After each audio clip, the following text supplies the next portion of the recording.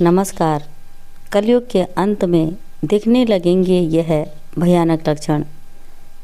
पुराणों की भविष्यवाणी। 10 तथ्य जिनका वर्णन पुराणों में विस्तार से है।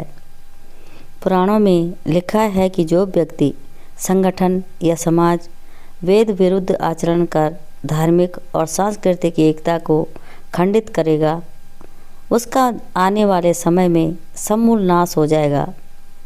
पुराण के जानकार मानते हैं कि जैसे जैसे कलयुग आगे बढ़ेगा, वैसे वैसे भारत की गद्दी पर वेद विरोधी लोगों का शासन होने लगेगा। ये ऐसे लोग होंगे जो जनता से झूठ बोलेंगे और अपने कुतर्कों द्वारा एक दूसरे की आलोचना करेंगे, और जिनका कोई धर्म नहीं होगा, ये सभी विधर्मी होंगे। ये सभी मिलकर भारत को तोड़ेंगे और अंततः भारत को एक अराजक भूमि बनाकर छोड़ देंगे। पहला, भागवत पुराण में लिखा है, जब सभी वेदों को छोड़कर मनुष्य संस्कार शून्य हो जाएंगे, तब ऐसे लोग सत्ता पे काबिज होंगे। ये सब के सब परले सिरे के झूठे, अधार्मिक और स्वल्प दान करने वाले होंगे। दूसरे की स्त्री और धन हत्या लेने में ये सदा उत्सुक रहेंगे। न तो इन्हें बढ़ते देर लगेगी और न घटते। इनकी शक्ति और आयु थोड़ी होगी। राजा के वेश में ये मलेच्छ ही होंगे। छोटी बातों को लेकर ही ये क्रोध के मारे आग बबूला हो जाएंगे। वे लूट खसूट कर अपनी प्रजा का खून चूसेंगे। जब ऐसा शासन होगा तो देश की प्रजा में भी वैसा ही स्वभाव, आचरण, भाषण की वृद्धि हो जाएगी। राजा लोग तो उनका शोषण करेंगे ही, आपस में भी वे एक दूसरे को उत्पीड़न करेंगे और अंततः सबके सब नष्ट हो जाएंगे। दूसरा, भविष्योत्तर पुराण अनुसार ब्रह्मा जी ने कहा, हे नारद, भयंकर कलयुग के आने पर मनुष्य का आचरण दुष्ट हो जाएगा और योगी भी दुष्ट चित्त वाले होंगे। संसार में परस्पर विरोध फैल जाएगा और विशेषकर राजाओं में चरित्रहीनता आ जाएगी। देश विदेश और गांव-गांव में कष्ट बढ़ जाएंगे। संत जन दुखी होंगे। अपने धर्म को छोड़कर लोग दूसरे के धर्म का आश्रय लेंगे। देवताओं का देवत्व भी नष्ट हो जाएगा और उनका आशीर्वाद भी नहीं रहेगा। मनुष्यों की बुद्धि धर्म से विपरीत चलती जाएगी। तीसरा, महर्षि व्यास जी के अनुसार कलयुग में मनुष्यों में वर्ण और आश्रम संबंधी प्रवृत्ति नहीं होगी। वेदों का पालन कोई नहीं करेगा। कलयुग में विवाह को धर्म नहीं माना जाएगा। शिष्य गुरु के अधीन नहीं रहेंगे। पुत्र भी अपने धर्म का पालन नहीं करेंगे। कोई किसी भी कुल में पैदा क्यों न हुआ हो, वो बलवान होगा। वही कलयुग में सबका स्वामी होगा। सभी वर्णों के लोग कन्या बेचकर निर्वाह करेंगे। कलयुग में जो भी किसी का वचन होगा, वही शास्त्र माना जाएगा।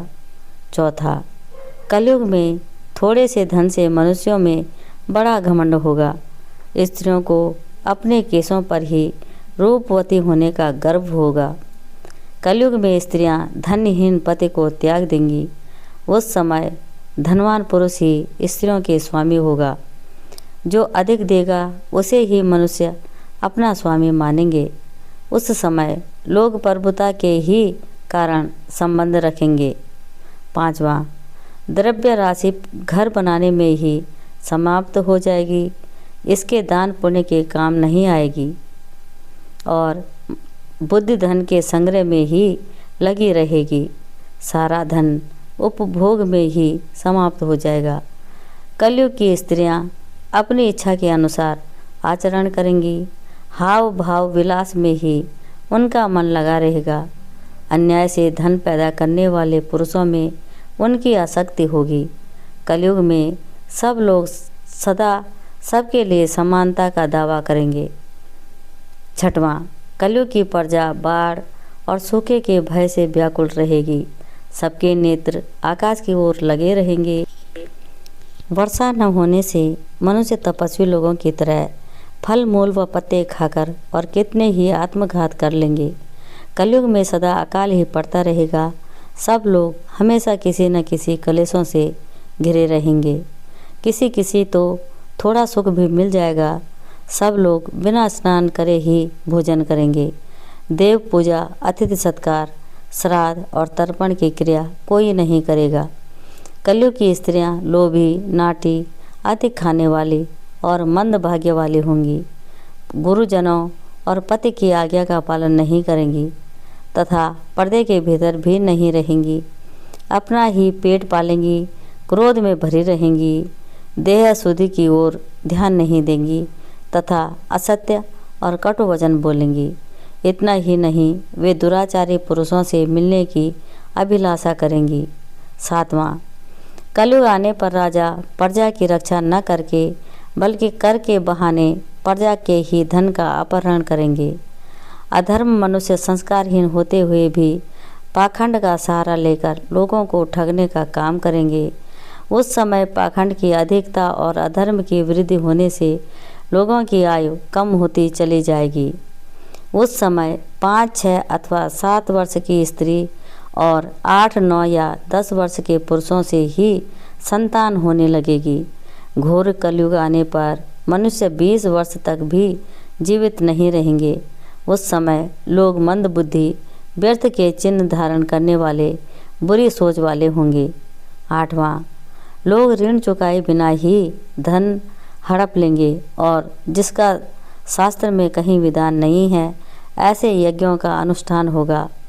मनुष्य अपने को ही पंडित समझेंगे और बिना प्रमाण के ही सब कार्य करेंगे।